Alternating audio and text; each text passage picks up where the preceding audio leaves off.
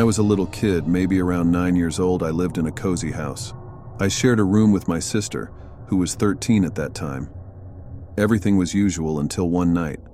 I got woken up by a tapping sound on the blinds above my head by the window. It sounded like someone was lightly knocking on them. Feeling a bit scared, I hid under my covers, thinking it would stop. Then, I heard my music box on the dresser open and close. It gave me a chill because I knew my sister was fast asleep next to me, and the room door was shut. No one else should be inside. Trying to wake my sister was a no-go. She was in a deep sleep.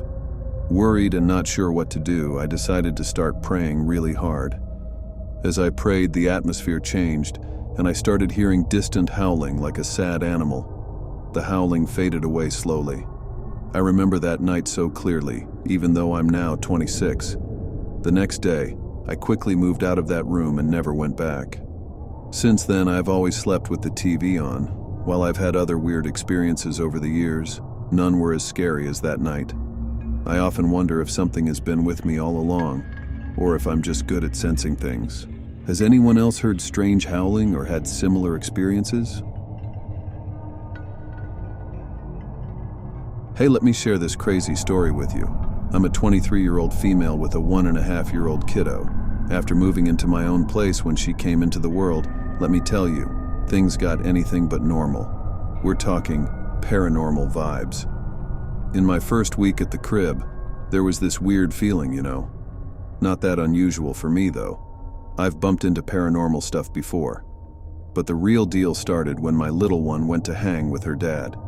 Quick context, I've got her from Monday to Wednesday night, and he takes over the rest of the week, that co-parenting life. So, on a Wednesday night, with the kiddo away, I'm just chilling, cleaning, and catching some TV in my room. Out of nowhere, I hear her toys downstairs going off.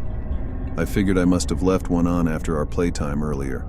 Went to check, but surprise, the toy's off, sitting on the coffee table. I was sure I left it on the floor. Blamed it on sleep deprivation, thinking I was hearing things, and went back to my room. Later that night, a stinging pain on my leg wakes me up. Big scratch there, but I brush it off as a sleep scratch and try to snooze again. Next day, everything seemed normal. Called up a friend for a hangout since she was off work. We left and came back to chaos in the living room.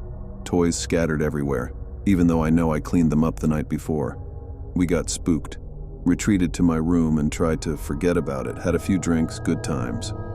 My friend goes to the bathroom and flips out, claiming the shower turned on by itself. We bolted, called her parents to pick us up, and crashed at their place for the night. Stayed away until I got my daughter back. Weird stuff kept going down when I was flying solo. Finally, it hit me. The paranormal drama only unfolds when my daughter's not around.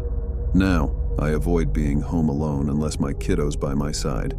Any suggestions for dealing with this madness?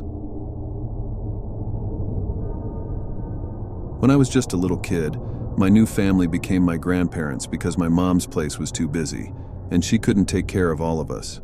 Skip ahead to when I was about 10 years old. My grandpa, who was 69 at the time, finally got his hands on a cool smartphone. One evening when my grandma was away visiting friends, it was just me and Grandpa at home. Grandpa, who still loved working his night job as a security guard, called me downstairs to show off his new gadget before heading out.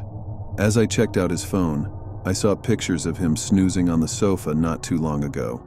The strange part? All the photos were taken from above, like someone was peeking down at him.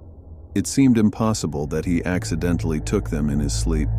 Feeling a bit spooked, we decided to investigate the whole house, looking for any signs of someone else being there or a break-in.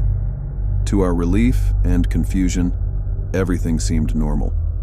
That night turned out to be the weirdest experience of my life, and I still can't make sense of it.